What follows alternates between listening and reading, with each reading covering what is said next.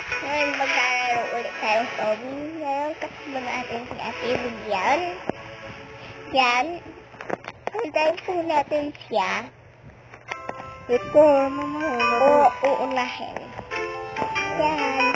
Diyan na siya. Ayan, nag-join na. Maghintay lang po tayo. Okay. Saan ako? Wala.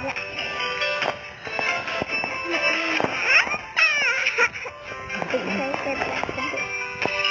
Nakalaban ako. Wala po siya kaya hindi na po natin siya hintayin. Ay, huwag ka tayo magpatubig tayo, mag-umpisa tayo nag-iwi.